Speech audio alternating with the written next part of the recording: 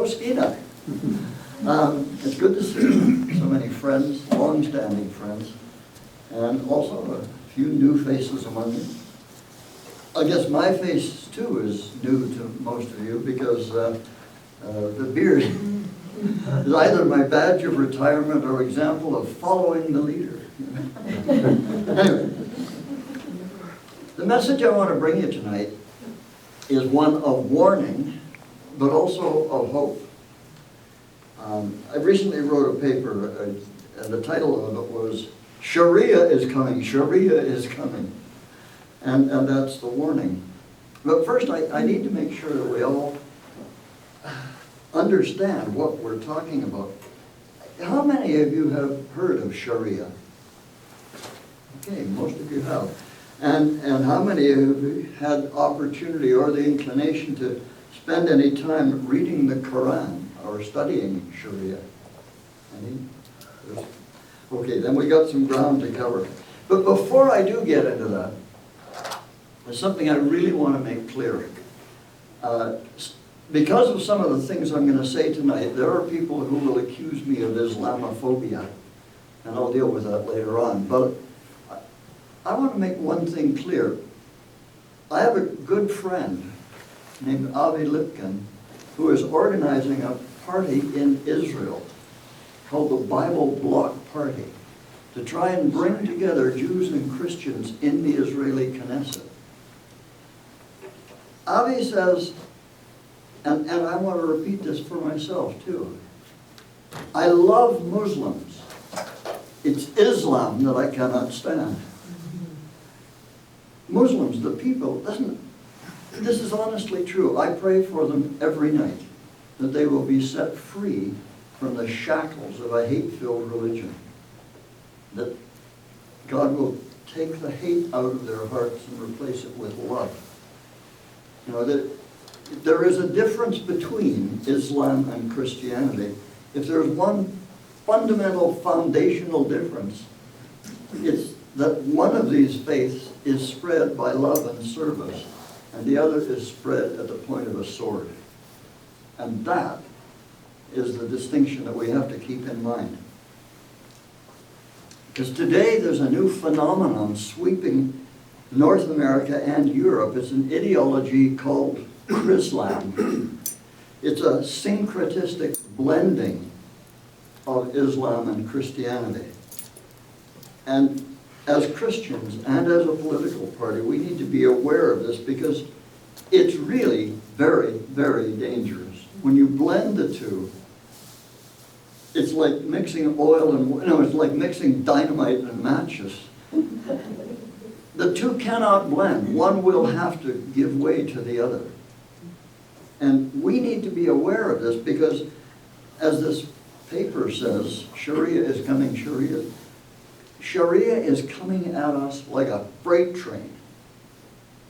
And too few politicians, too few journalists, media commentators, too few people are aware of what is actually on the horizon. Now, I don't mean this to become a sermon or a religious message, but I do have to sketch in some background facts so that we can go on to consider the social and political implications of movements like Chrislam, like Sharia, and the danger of importing Sharia into Canada by stealth jihad. And that is, by the way, the exact term that the Muslim Brotherhood uses for the promotion of Sharia in democratic countries by democratic means. You know, it's the kind of thing where they would want to have an election. The outcome of that election would go one way or the other. We say yes or we say no, right? And in their minds, yes means yes, and no means game over, don't ask the question again. If they get in, it will be the end of democracy, the absolute end. Sharia, Islamic law, is an all-encompassing code. It incorporates religion, law, and a worldview that is absolutist to the very core. Under Sharia, only one worldview is allowed. The advocates of Islam are saying that the moon god of Islam is the same as the God of the Bible, the God of Abraham, Isaac, and Jacob. That's just not true. It's important to know some of the historical background here, to remember that when Muhammad began his revelations, Arabia was still pagan, and the Kaaba in Mecca at that time housed 360 idols, one for each day of the lunar year. Muhammad chose the moon god to be his only deity. That's why their symbol today is a crescent moon. It's kind of interesting to note that as presented on their flags, the crescent is placed on the left side. That's when the moon is waning into darkness. But the limitation of only one god was unpopular at that time. And so as a compromise to entice the support of the pagan Meccans, he had another revelation. And this was that it would be okay to pray to the three of the most popular goddesses in their pantheon. Because he said, they're like the high-flying birds. They can carry your prayers up to the moon god. Later, he rescinded that permission, declaring that the permissive revelation had been put on his tongue by Shaitan, Satan, the devil. That is the story behind Salman Rushdie's book that was titled The Satanic Verses. It's about those 3 verses of the Quran, a book that earned Rushdie a fatwa from the late Ayatollah Khomeini that put a better than $1 million price on his head, and he still lives in guarded seclusion. My brother. My brother hangs out with him. But he lives in guarded seclusion because the threat is still there, and the reward money is still there. But our God doesn't change like that, and his prophets aren't deceived by devils. They spoke and wrote only as directed by God's Holy Spirit. Furthermore, the Quran says several times that the moon god does not beget and he has no son. But our Bible states very clearly that Jesus is the Creator's only begotten Son who came to atone for our sins. I don't know how you can conceive of mixing those two faiths. There's no atonement for sin in Islam. With one ghastly exception, believers in the moon god must all wait until they die to find out whether they're going to heaven or to hellfire. The sole exception is this: if a Muslim kills an infidel or dies in a jihad, he gets an automatic pass to their pornographic paradise. That's it. Other than that, no Muslim knows what his future is. No, these two faiths are not the same at all. You will also hear some Muslim apologists who will contend that Islam really is a religion of peace. And they'll point to passages in the Quran that say things like, there should be no compulsion in religion. And it's true, the Quran does say that. But to understand that, you need to understand the background of those quotations, because they are a prime example of the Islamic doctrine called al-taqiyya. Taqiyya states that it is permissible and sometimes obligatory for a Muslim to lie to kuffars, that's infidels, that's people like us, if it will advance the cause of Islam. And you just think for a moment, how can you possibly have a conversation with someone who says his God tells him to lie to you? You never know whether you can believe anything that he's saying. You also need to know that the Quran is not organized chronologically. Its organization is kind of bizarre. Its organization is the longest surahs or chapters are at the front of the book, and it tapers down to the shortest ones at the end. But Islamic scholars have been able to deduce from records and the hadiths, which are compilations of the sayings and the doings of Muhammad. They've been able to deduce which surahs come first and which are the latest. And all four schools of Islamic jurisprudence agree on the principle called abrogation, which means if there's a conflict between two verses, two chapters, the later one takes precedence. It supersedes an earlier statement. Well, then what you have to know to understand how they apply the principle of abrogation and how they can quote some things out of the Quran that no longer apply. In the early days of his career, Muhammad, who was a member of the Quraysh tribe in Mecca, had very little success. He virtually won no one to his faith outside of his own family. So after a few years, he migrated to a city called Yathrib. It's called Medina today. It's about 175 miles northwest of Mecca. That journey is called, in Islam, the Hijrah. And that's the founding date for all dates. You know, just like we have AD from the time of the birth of Christ. They have AH after the Hijrah. At Medina, he had much more success because what he did there was to start recruiting men for brigandage, robbing caravans, and then he would split the loot. Half of the loot went to the Prophet, and the other half was divided among the soldiers. But it was a pretty profitable business, and so he gained a lot of followers, a lot of soldiers as followers. And by the way, it's also, brigandage is considered the most honorable profession in Arabic cultures to this day. Well, when he thought he had enough troops, Muhammad led a bunch of armed soldiers disguised as pilgrims to go to Mecca. And he tried to attack them there. But the Meccans beat back the Muslims and they retreated to an oasis in the desert called Hudaybiyah. That's a name to remember, Hudaybiyah. At that oasis, they negotiated a 10-year peace treaty between the Muslims and the Meccans. He then went back to Medina to recruit more soldiers, and just 2 years into this 10-year peace treaty, he led another raid to Mecca and slaughtered his own tribe, the Quraysh. That established another principle in Islam, one that the arch-terrorist Yasser Arafat took advantage of when he was criticized by his followers in 1993 for signing the Oslo Accords with Israel. That was the event that won him the Nobel Peace Prize.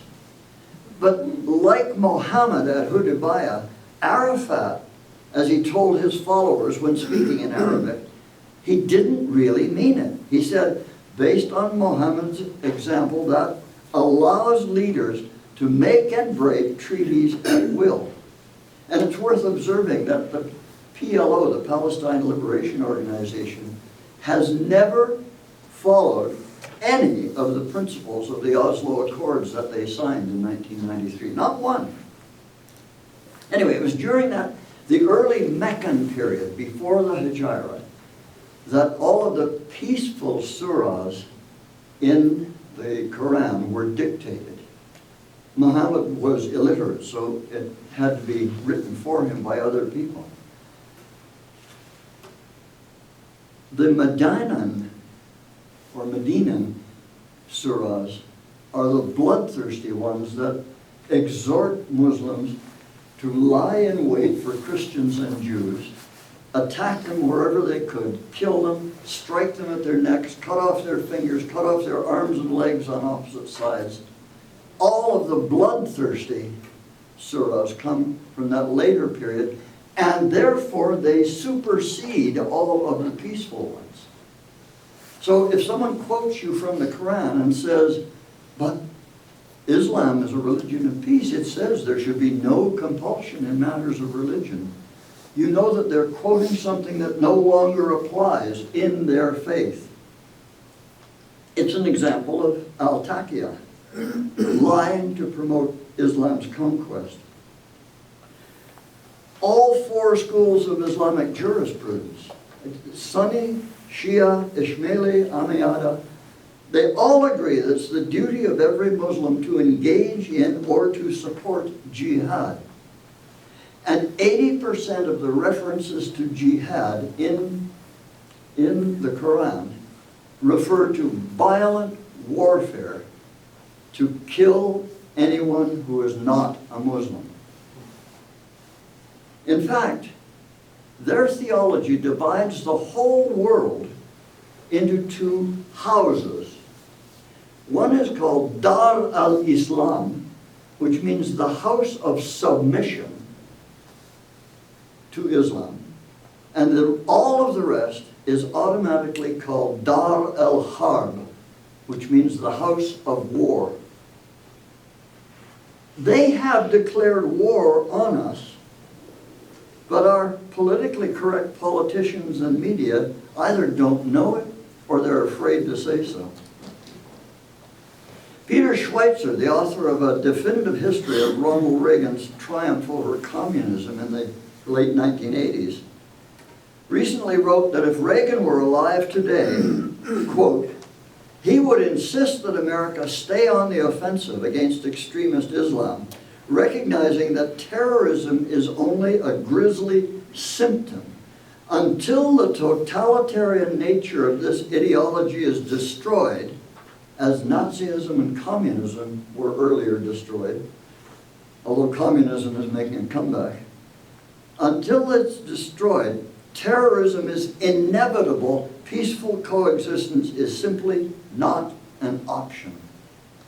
David Kupelian, who is the editor of Whistleblower magazine, says, a prescription like this doesn't quite resonate with today's seemingly more enlightened multicultural sensibilities. And although history will likely judge George W. Bush's aggressive military response to the 9/11 attacks as having been just wars led by an unfairly demonized president, his much weaker successor, Barack Obama, has canceled the global war on terror by rebranding it under the muddled name Overseas Contingency Operations. Once again, Kupelian notes, the denial and deference we display toward forces that are intent on destroying us is actually a great weakness, evidence of our loss of courage and moral clarity disguised as virtue. I think Schweitzer and Kupelian are right. And I think the weakness and concessions now being displayed by Ottawa toward this dangerously evil ideology are not earning us safety, but contempt. Muhammad is considered by all denominations of Islam to be the perfect man, the ideal for all Muslims to follow. The fact that he was a liar, a murderer, a treaty breaker, and a pedophile doesn't matter. His example is taken to be the ideal. He married Aisha, the youngest of his 14 brides. By the way, Islam tells men that they may have 4 wives. He had 14. Of course, Islam also allows them to have an unlimited number of temporary wives.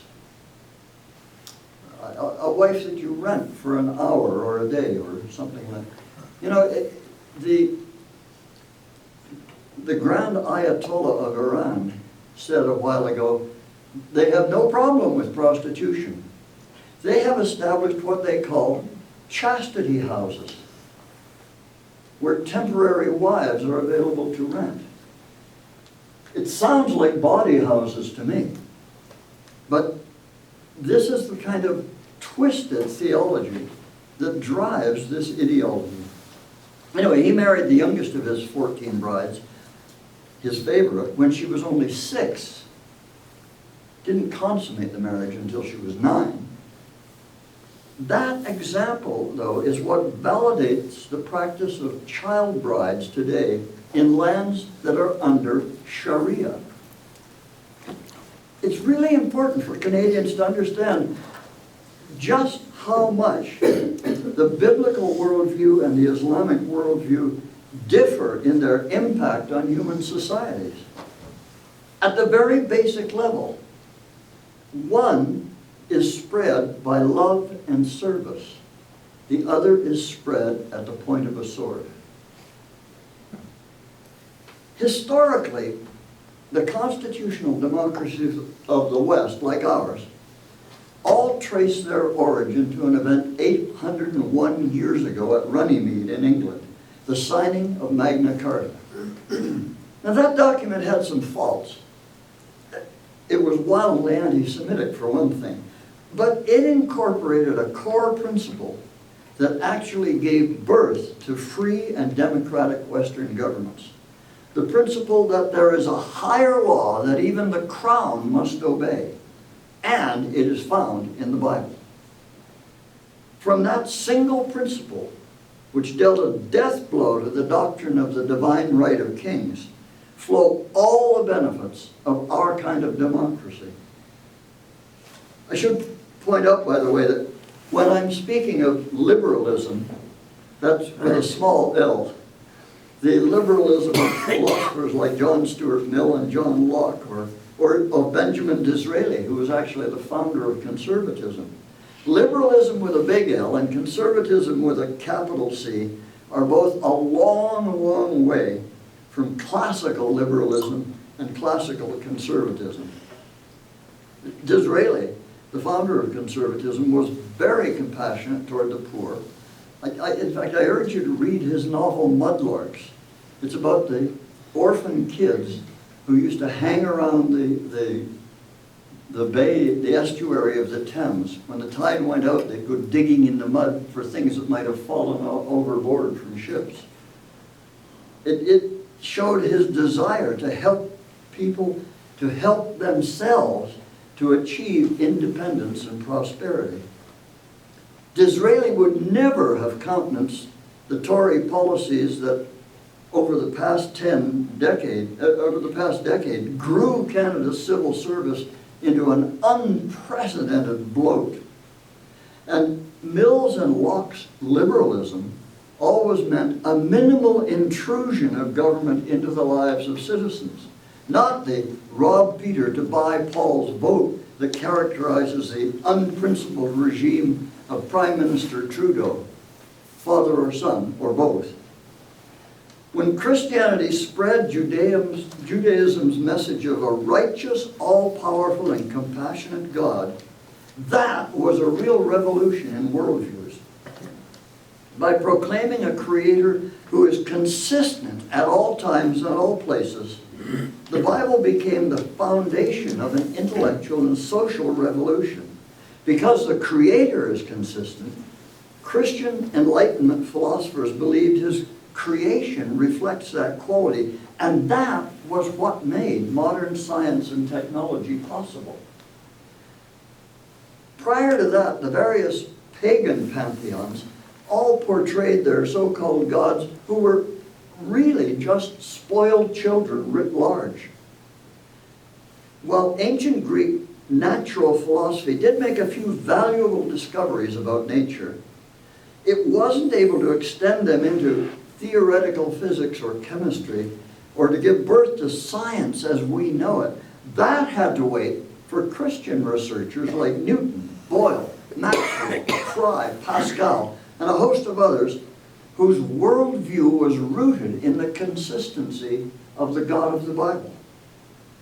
Even today, Christian and Jewish scientists and researchers are still making breakthroughs in science and technology that are changing our world. For example, the MRI technology, its inventor, Dr. Raymond Damadian, is a Christian and a creationist. Dr. David Merton, a PhD in cell biology who has taught anatomy at one of America's leading medical colleges, states that the Darwinian theory of evolution did nothing at all to help any of his students become doctors. As he relates, professors would briefly teach students about the theory of evolution in a nod to political correctness. Then they went on to teach real medical science. And in Dr. Menton's words, that science had ultimately had zero to do with our believing in evolution. So let's contrast some of the achievements of the alleged achievements of Islam with some of the real achievements that we've seen in the West.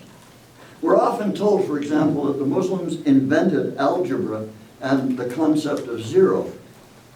That's not quite true. Actually, those were both invented in India and were later borrowed by Islamic mathematicians from whom we borrowed them. We're also told, and it's true, that Muslim physicians were among the world's best during the Middle Ages. But what they had done was merely to preserve Greek medicine in a time that we now refer to as the Dark Ages, a time when the church, ossified by being wedded to the Roman Empire by Constantine, had actually turned its back on the Bible and on the teachings of Christ, and had instead adopted what Jesus would have called the traditions of men, nullifying the Word of God. But Muslim medicine was always derivative in that way. In fact, during the same period, there was a Jewish physician named Maimonides. He's known in theology by the nickname Rambam, which is a contraction of his name, Rabbi Moses ben Maimonides, a far superior medical researcher and practitioner. His application of Torah-based hygiene from the Bible anticipated the germ theory of disease by centuries. For example, he said that doctors should wash their hands, which they didn't actually begin to do in the West until the 19th century. It's interesting and instructive to compare the intellectual achievements of Islam with those of, say, Judaism. Here's a 2008 article from Euronews. It says that Islam, with 20% of the world's population, has earned a grand total of 4 Nobel Prizes. 4.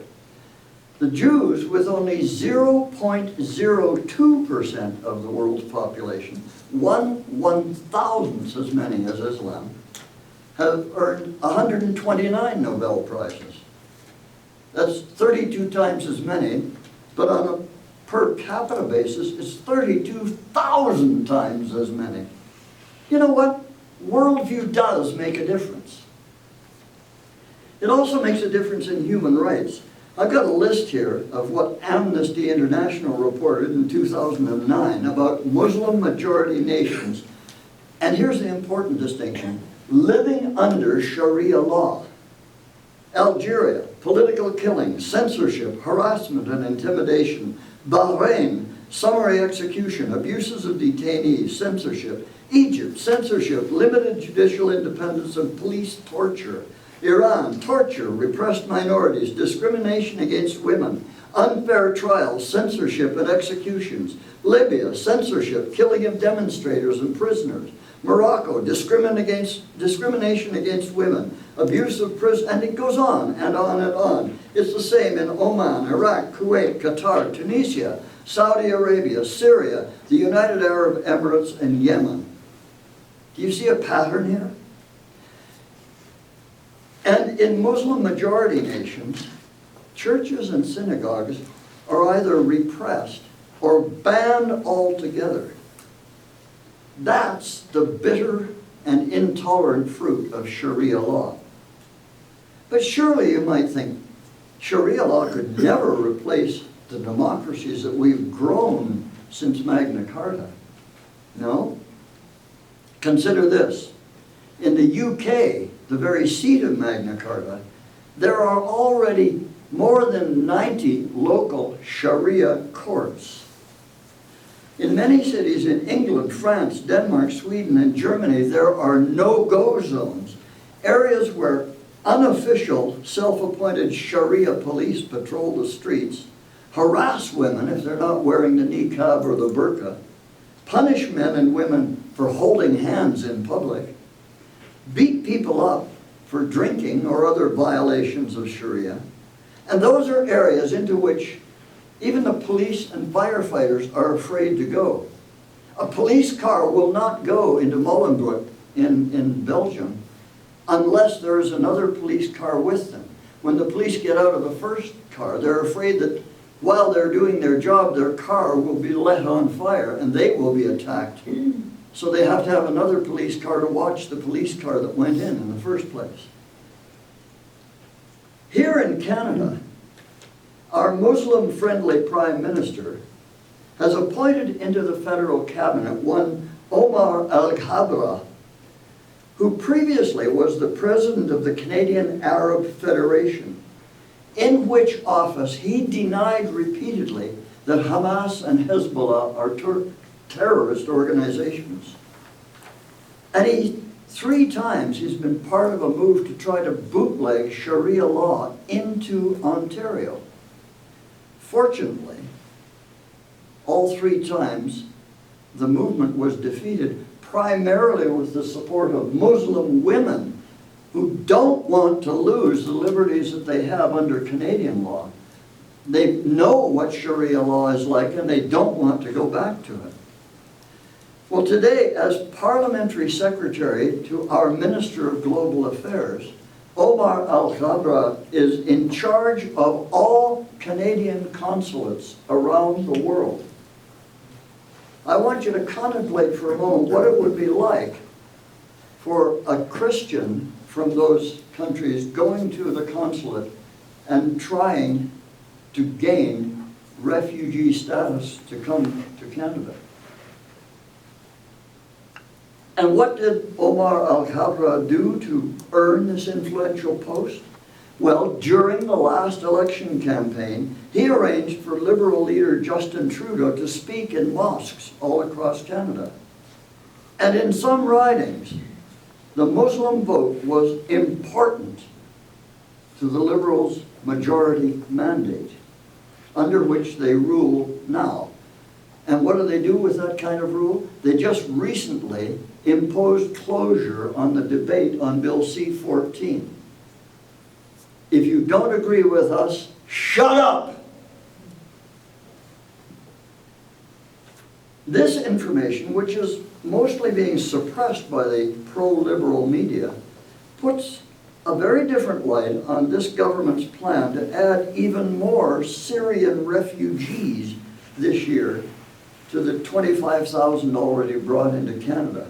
I do the gesture that puts refugees into quotation marks because according to an executive officer of the Canadian Border Service Agency, when he was answering questions before a parliamentary committee recently, very, very few of these immigrants, those are his exact words, have actually come from the war zone of Syria.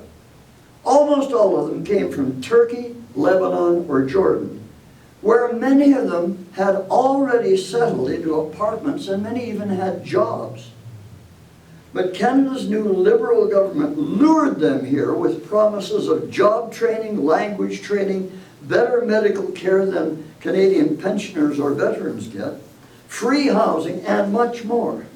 Promises which have not been kept for many of these people, whose real role seems to have been to act as stage props for the Liberals' campaign to pose as humanitarians. Many of them are still living in hotels at a cost to taxpayers of more than $100 a night per family, and eating restaurant meals at about $60 a day per person. Some have even displaced our military personnel at Canada Forces bases, where taxpayer dollars are now being spent to buy them Korans and prayer rugs and to build mosques on the bases for them. Can you imagine what an outcry there would be if taxpayer dollars were used to build churches on the basis? These mosques will undoubtedly be staffed by imams paid by Saudi Arabia, a state sponsor of terrorism, because that's what's happening in most of the other mosques in North America. By the way, how does that compare with our care for the homeless? When the campaign to bring in the first 25,000 of these so-called refugees was announced, one reporter asked Prime Minister Trudeau, Mr. Prime Minister, the people most at risk in Syria are Christians, Yazidis, Kurds, and Baha'is. Will you give preference to those people? The Prime Minister's emphatic answer was, absolutely not. That answer was an echo of a position taken by President Obama in America, where we now know that 97% of the refugees are Muslims, although it's Christians who are most of all at risk. Indeed, it would be hard to find any Christians in the UN-run camps in Turkey, Lebanon, and Jordan.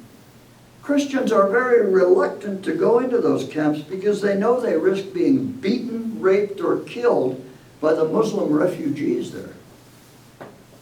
I talked recently to a Vancouverite who is helping Syrian refugees become settled, who told me that when Canadian churches offered to sponsor Christian refugees, for whom they had already arranged financial assistance, jobs, and housing, they were turned down by the Ministry of Immigration, Refugees, and Citizenship. That is discrimination against Christians by our own government.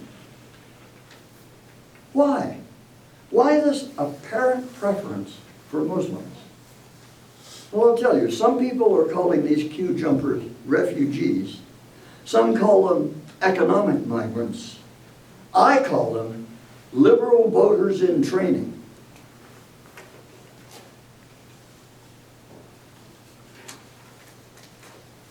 I got to make clear at this point, I don't disagree with rescuing people from that ghastly civil war. But let's rescue first those who are most at risk. And we should be vetting them very carefully to screen out possible terrorist infiltrators. But we don't. In fact, Canadian civil servants are not doing the vetting at all. It's being done for us by Turkish officials who are pro-Muslim. The government of Turkey has become strongly Islamist in recent years, or it's being done by UN officials. And look, the UN has become a patsy for the Muslim bloc. Just consider it for the fact that over the past 2 decades and more, every year, the General Assembly of the United Nations, steered by the Muslim voting bloc, passes numerous resolutions criticizing Israel. They have passed no resolutions criticizing the human rights of Saudi Arabia, Afghanistan, Sudan, Mauritania, Morocco, Libya, Uzbekistan, places where human rights really don't exist at all. But the UN is silent on those. The UN has become very Muslim friendly indeed. And they're the people who are vetting the immigrants that we're bringing in. There was a survey firm from Doha in Qatar sent some workers into the camps in Turkey and Jordan and Lebanon and did some opinion surveys, and they found that 31% of them were to some degree or another sympathetic to ISIS. ISIS, that's the Islamic State in Iraq and Syria. That's the people who are posting beheading videos on YouTube, who are crucifying children, Christian children. And 31%, almost a third of them, were sympathetic. These are the people from whom we're drawing our pool of Syrian refugees. Look, if 31% of them are sympathetic to ISIS, that means of the 25,000 that we brought in last year, well, last year and the start of this year, something around 8,000 are supportive of ISIS, of terrorist butchers. We should be screening them, but we don't. When Ezra Levant filed a Freedom of Information inquiry asking what questions are being asked of these migrants, he was told it would take 300 days to answer that simple question. By the way, the Freedom of Information Act says that a government department must answer within 30 days. But hey, that's just the law. These are sunny ways, my friends. This is a different time. Who cares what the law says? I want to point out that this Islamic invasion of the West is not just happening through the thousands of Muslim refugees pouring into Europe and North America with the help of Muslim-friendly politicians who want to appear humanitarian. No, it's also happening at our universities. Yale University and Harvard University, well, let's take Yale as an example. They have nearly a $500 million endowment fund. But you know, recently the dividends that those endowments earn has been way, way down. So Yale was very happy, and so was Harvard, to accept a $10 million gift from a Saudi businessman to create a Center for Islamic Law and Civilization within the Yale Law School and within the Harvard Law School. And what will be the return on that gift? Well, you can see it already. Joseph Lowry, an associate professor from the University of Pennsylvania, recently gave an address at the Yale Law School in which he said, you can read the Quran as a law book. And Yale then published his material in a university-sponsored booklet entitled Reading the Quran as a Law Book. Well, you bet it is. It's a Sharia law book. This is all part of the strategy to gain acceptance for Sharia law throughout North America. As the head of the Muslim Brotherhood declared a few years ago, we're not here to blend in, we're here to take over. And it isn't happening only in the United States. Huron College in Ontario got $2 million Saudi grant for an Islamic studies chair. I think we need a lot of research on Canadian universities that are accepting money from the Saudis or from Muslim Brotherhood front groups. There's almost 50 of them because they are tied to Hamas and Hezbollah, which are terrorist groups. The preamble to Canada's Charter of Rights and Freedoms makes this historically accurate declaration. Canada was founded on principles that recognize the supremacy of God. Let me point out that means the God of the Bible, whose words are engraved on the very stones of our parliament, not the moon god of Islam. The supremacy of God and the rule of law. But our federal government, liberal or conservative, disregards both of those critical protections of our liberties. Now, I know that because of the warnings I've spoken about Sharia and Taqiyya, there will be those who will accuse me of Islamophobia. So I want to explain, in terms that anyone can understand, why this accusation is utterly untrue. First, let's understand that a phobia, by definition, is an irrational fear. But to fear someone who defines where you live as a place of war is not irrational.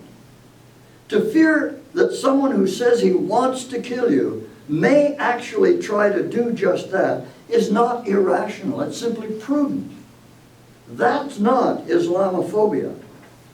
However, there is widespread irrational fear of Islam in Canada today.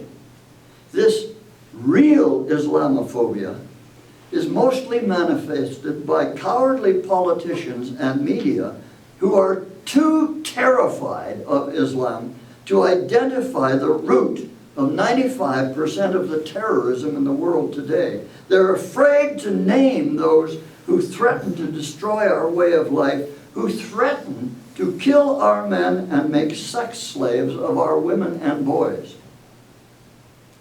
The best that Sharia offers us is the status of dhimmis. Dhimmis are third-class non-citizens who have to pay a special tax called jizya. This is all in the Quran, for the privilege of maybe staying alive. That's the range of choices that Sharia offers to Christians and Jews. Convert to Islam, become Islam's serfs, or die. It's even worse for polytheists and atheists.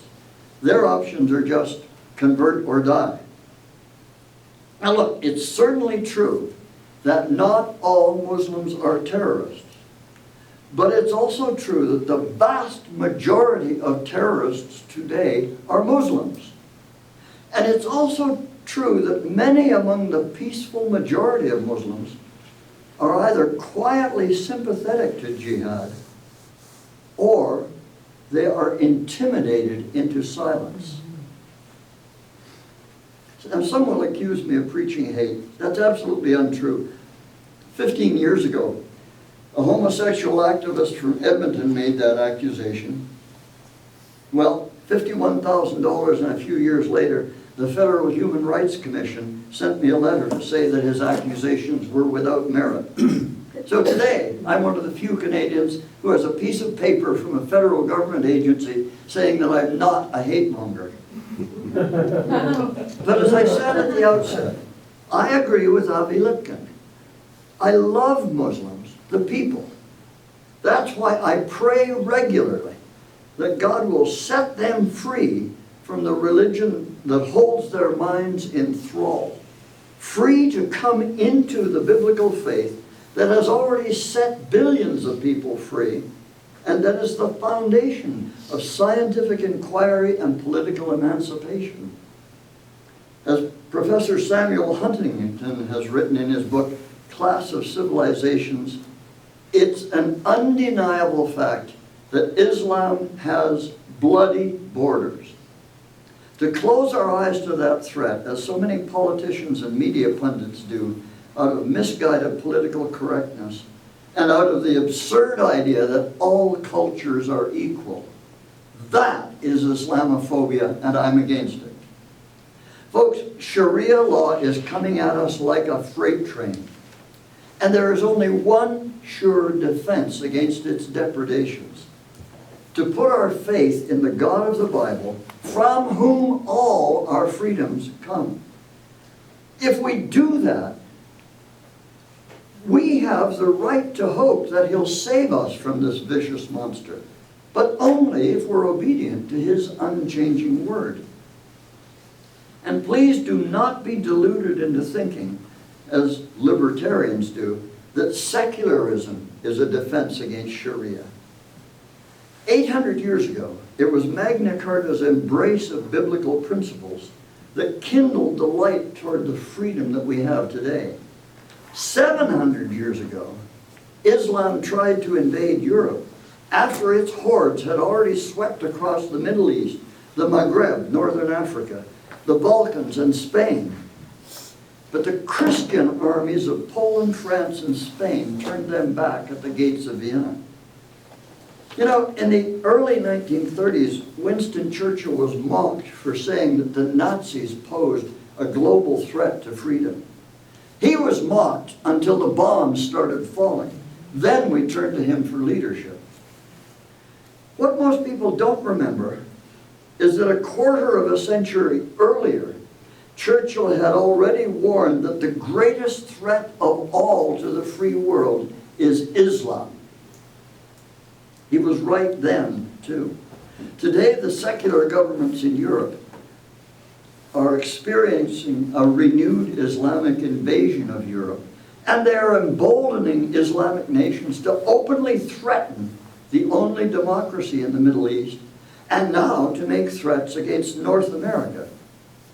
Secularist politicians in Canada and the United States are facilitating an Islamic infiltration of our society, and with the intention of the imposition of Sharia here Look at the United States. Christians are fleeing from Hamtramck and Dearborn in Michigan. And whole suburbs of Minneapolis have been taken over by radical Islamic gangs with links to Al-Shabaab. And now Ottawa, I'm sad to say, is welcoming Muslim invaders to Canada, hidden, undetected, among the simple Muslims for whom I pray, and spending our tax dollars to facilitate that invasion. Just before I came up here, I learned that a core neighborhood in Surrey, BC, called Whalley, now has Islamic gangs operating there. No, secularism is not the answer.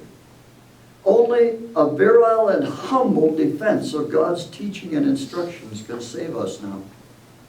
Just a month ago, evangelical leader Samuel Rodriguez appeared on Glenn Beck's television show. And during their conversation, both Beck and Rodriguez warned that a full-scale persecution of Christians is coming soon to North America because our countries are engaged in modern-day Baal worship. Indeed, until very recently, it was planned to erect a replica of the Syrian arch honoring Baal in New York City and in London. Mercifully, the plans were scrapped at the last minute. Pastor Rodriguez, the author of a just-released book called Be Light, assured Beck that he's not crazy. There's a great probability, Rodriguez stated, that in our lifetime we may have to be imprisoned and suffer great persecution, prosecution as a result of our commitment to biblical truth, to Jesus, to the God of Abraham, Isaac, and Jacob. We are almost there, my friend. That's not hyperbole.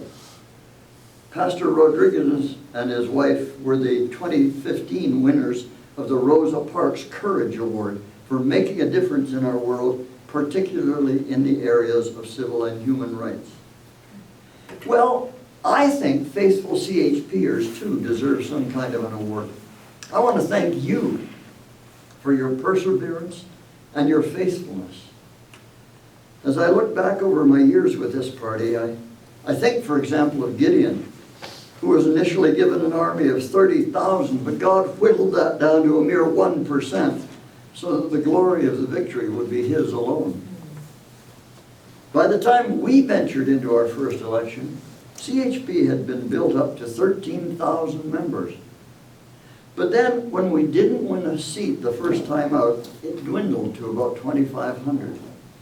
Many who had cheered loudly when CHP first entered the electoral lists left us when we didn't elect anyone in 1988.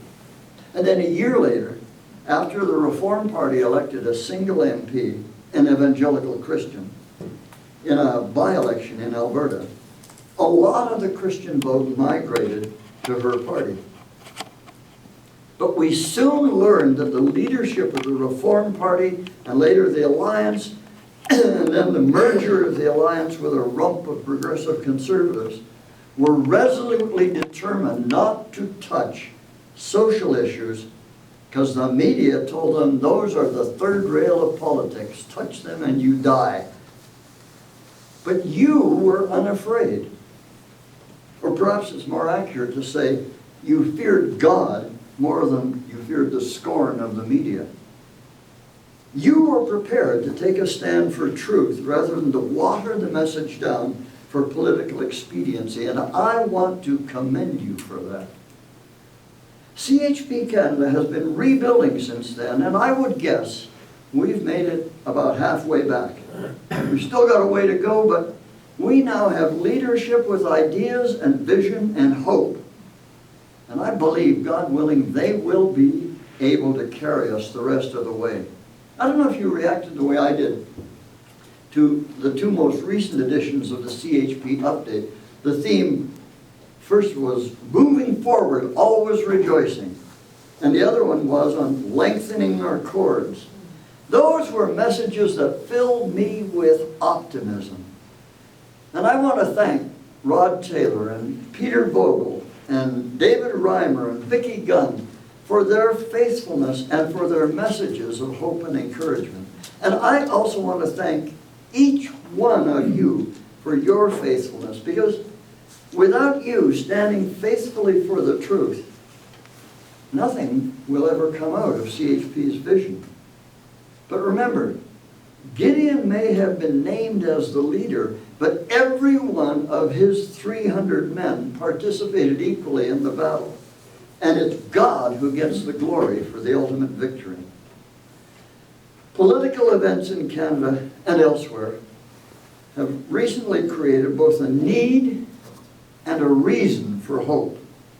Yes, the darkness is getting darker, but that makes your light shine brighter. In Canada, the Liberal Party has now moved so far left that the poor NDP socialists are groping for an identity. It reminds me of Mackenzie King's advice to the old Liberal Party. He said, run so far in the middle of the road that everyone else has to run in the ditches. It doesn't seem to matter that this leaves the Liberals with no coherent policy. They just make it up as they go along. The NDP, as I've said, have no idea where they stand.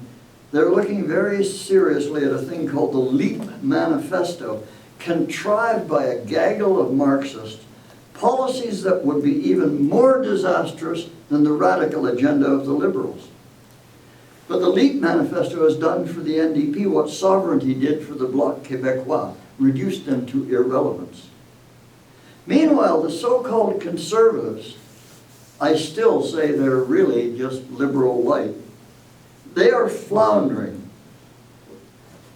Yeah, maybe their policies, their fiscal policies were better than the present government. That's not hard to do. But they're still afraid and unwilling to touch any of the serious social issues. And let's never forget that apart from being a party of small government, they blew up the size of our federal government far beyond even the wildest dreams of Pierre Elliott Trudeau. The Greens spent more money per seat won in the last election than any other party in the House of Commons. But they've also had their eco-extremism stolen by both the Liberals and the Dippers. And they no longer know who they are or where they stand. And remember, their leadership is ardently pro-abortion. The Bloc, of course, has no interest outside Quebec. That's why I don't count them among the Canadian federal political parties. They're not really a Canadian party. Their only objective is to destroy Canada. But then comes what, by my count, is the 5th largest truly federal party in Canada, your party, CHP, with a full slate of well-thought-out common-sense policies, but alas, policies that most Canadians have never heard about because of the anti-Christian bias in Canada's leftist mainstream media. You know, when I became leader of this party in 1995, in my acceptance speech, I held out an olive branch to the media. I said, we need you, and as a former newsman, I think, I know how we can help you. I know the media are always looking for a new angle on the news, and we often have just that new angle. So we could work together to help the Canadian public become better informed. Alas, my olive branch wasn't accepted because the media had chosen, as they almost always do, to utterly ignore Canada's 5th largest federal party. There was no media there to cover that convention. So they never heard it. Well, and they didn't want to hear it. And they didn't want to fulfill their moral obligation to inform the electorate of all the options available to them. And I believe that's the reason why we support a free press. But they give more weight to their anti-Christian bias. Too bad, so sad. But again, I want to commend you for your determination to maintain a prophetic witness in the political arena and not to bend to the bias of the media. Like you, I believe our obligation to bear witness to the truth is even more important than our other main goal, which is to win elections so that we can either form or influence government.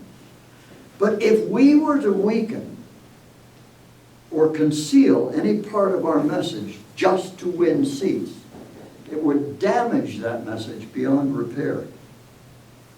We always have to remember that our theme, the supremacy of God and the rule of law, is the only message in the whole field of Canadian politics that can really defend the historical foundations of our democracy and jurisprudence.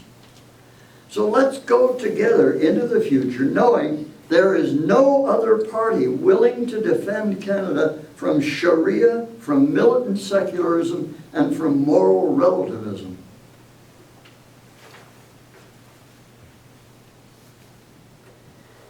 In closing, I want to tell you a story that's kind of comical.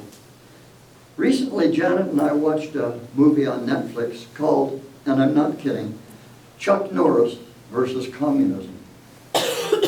I'm not quite sure why we decided to watch it. Maybe we were bored. And if you don't know who Chuck Norris is, he's a martial arts movie superstar.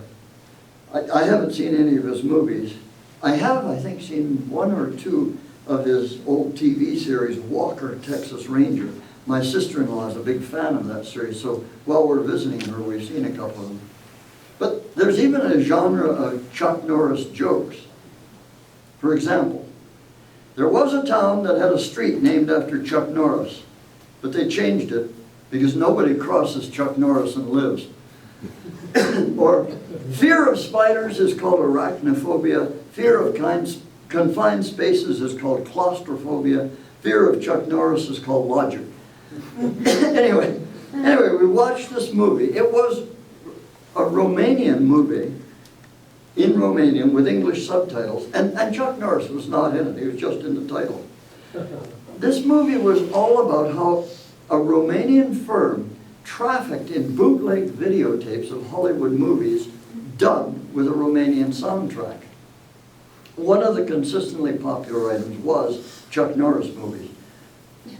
Not because of his martial arts prowess, but because the oppressed Romanians could see in the background capitalism's material abundance compared with their own meager existence under communism. And they saw actors portraying people who demanded the right to be free, and that lit something in their spirit. The people involved in that bootleg videotape trade, and some of the high-ranking communists who also like to watch Hollywood movies, agree today that those videotapes, as much as anything else, stimulated the popular uprising in the late 1980s that culminated in the overthrow of Nicolae Ceausescu in 1992. What it said to me was that people who are enslaved by media that lied to them, when they found a source of inspiration, became their own media. And they began to circulate information that countered the official propaganda. And I thought, we could do that. We know there's a better story than what's being peddled by the militantly secularist minority that controls our media. We've all experienced to one degree or another the spiritual truth that our Bible has told for millennia. We could become our own media and begin an underground circulation of messages that tell the story of a culture based on the supremacy of God and the rule of law, that respects all innocent human life, that values purity and ethics. We have a story to tell, and we could bring it to our neighbors. And if we do it well, with love and maybe a bit of humor, they will want to hear it. So I want to urge you to begin finding ways to start being our own media, telling our own story with love and faith. Every time Rod Taylor and Peter Vogel speak, tape those messages and then use the internet to circulate them to everyone you know. Maybe not the whole message. This message is probably too long. But take a clip from it that appeals to you, put it on YouTube, and then send everyone on your email lists the URL of that YouTube video. Then they can dial in and watch it. And not just CHP members, but people who should become CHP members but haven't yet heard about us. Post them to YouTube Email the URL of the video to everyone you know.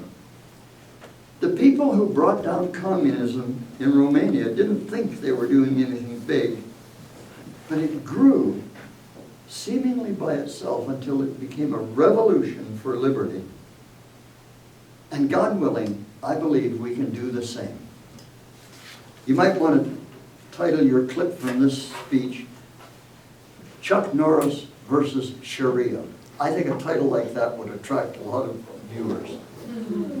Thank you for listening to me for so long. Thank you for having stood faithfully for the principles of this party for so long. Thank you for capturing the vision to go forward into the future and let others know about CHP. Thank you.